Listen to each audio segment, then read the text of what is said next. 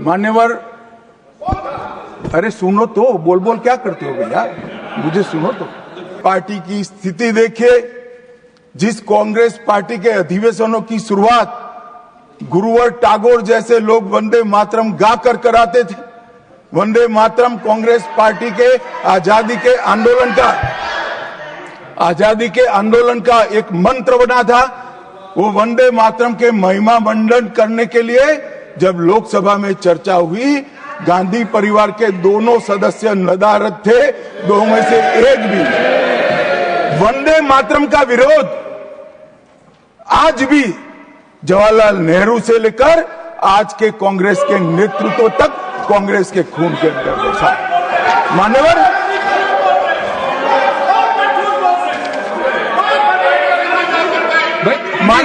Please आप बैठिए, please आप बैठिए। मान्यवर, मैं तथ्यों के आधार पर कहता हूं, कांग्रेस पार्टी की एक नेत्री ने कांग्रेस, बैठ जाओ रामदास,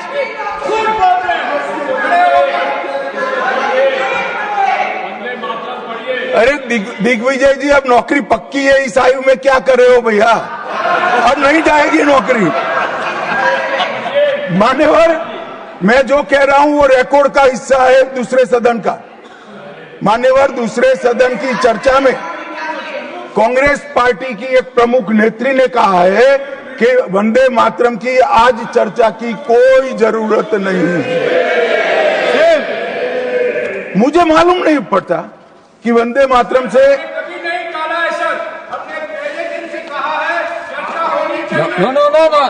रमेश जी क्या कहा?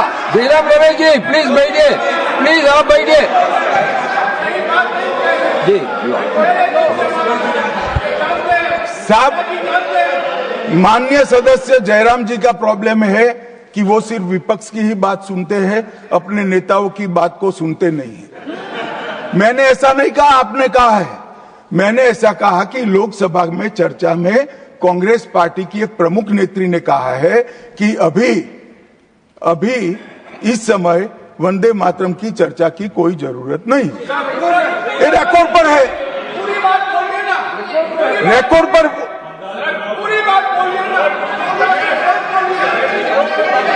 मान्यवर, आप बैठिए। मान्यवर,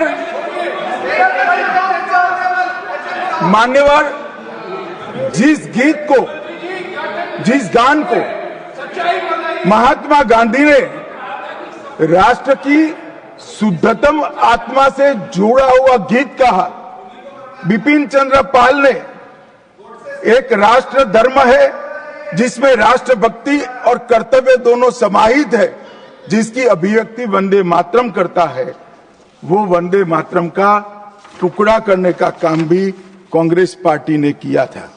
मान्यवर, अंतर्राष्ट्रीय स्तर पर भी वंदे मातरम ने हमारे आजादी के आंदोलन को गति देने का काम किया। श्याम जी कृष्ण वर्मा, मैडम भिखाजी कामा और वीर सावरकर ने जो भारत का त्रिवर्ण ध्वज निर्मित किया था, उस पर स्वर्णिम अक्षर में एक ही नाम था, वंदे मातरम। मान्यवर, बर्लिन के ओलंपिक्स में भी 1936 में गुलामी के कालखंड में भी जब हमारे हॉकी की हमारी टीम को उत्साह की जरूरत थी, प्रेरणा की जरूरत थी, कोच ने लाइन में खड़े कर भावपूर्ण तरीके से वंदे मातरम का गान किया और हम गोल्ड मेडल जीतकर आ गए। मान्यवर, भारतीय जनता पार्टी की रचना हुई तब से हमारी तो पार्टी की रचना ही सांस्कृतिक राष्ट्रवाद और ये देश अपने मूल संस्कृति के आधार पर, मूल विचारों के आधार पर चलना चाहिए, पाश्चात्य संस्कृति के आधार पर नहीं चलना चाहिए। इसीलिए हमारी पार्टी की स्थापना थी। मान्यवर, इस संसद में वंदे मातरम के गान को बंद करा दिया गया। अब फिर से खड़े हो जाएंगे कि नहीं आप गलत बोल रहे हो, मगर इस रिकॉर्ड है मान्यवर महोदय। 1992 में भाजपा सांसद श्री राम नाईक ने एक शॉर्ट ड्यूरेशन डिस्कशन के माध्यम से वंदे मातरम को संसद में फिर से गाने की शुरुआत करने के लिए एक मुद्दा उठाया और उस वक्त प्रतिपक्ष के नेता लाल कृष्ण आडवाणी जी ने बहुत प्रमुखता के साथ लोकसभा के स्पीकर को कहा कि इस महान सदन के अंदर वंदे मातरम का गान होना चाहिए क्योंकि संविधान सभा ने इसको स्वीकारा है। और फिर लोकसभा ने सर्वानुमत से 1992 में वंदे मातरम के गान की शुरुआत की। मान्यवर, हम जब वंदे मातरम की गान की शुरुआत कर रहे थे उस वक्त भी मैं नाम देना नहीं चाहता, वरना औचित्य के सवाल उठाएंगे, कुछ टेक्निकल मुद्दे उठाएंगे, मगर इंडी अलायंस के ढेर सारे लोगों ने, मेरे पास नाम की सूची है, इनको आपत्ति नहीं हो तो मैं पढ़ सकता हूं, ढेर सारे लोगों ने कहा था कि हम वंदे मातरम नहीं गाएंगे, ना बोल दिया। और मैंने मेरी आंख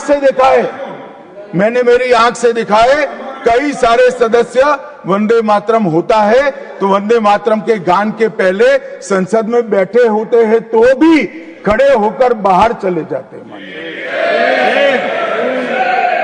मैं आपको विश्वास से कह सकता हूं मान्यवर, ये कह रहे हैं कि कांग्रेस पार्टी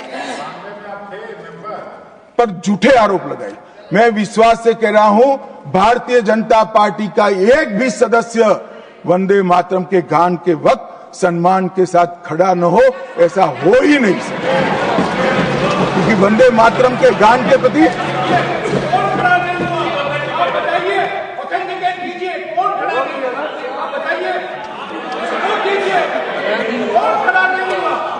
आप बैठिए, आप बोथ बैठिए प्लीज, आप बोथ बैठिए प्लीज, बैठिए please. You will get your chance to speak. You can say your opinion when the turn comes to you.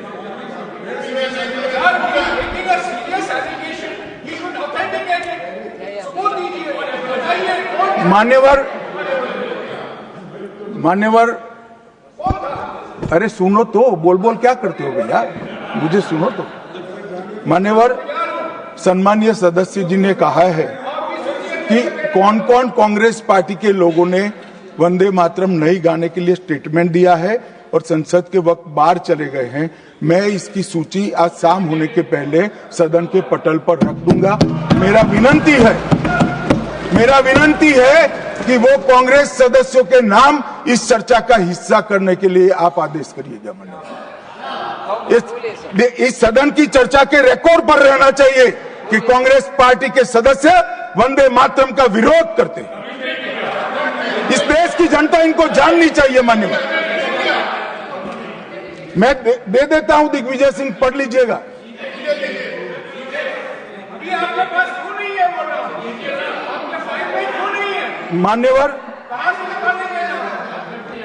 मान्यवर,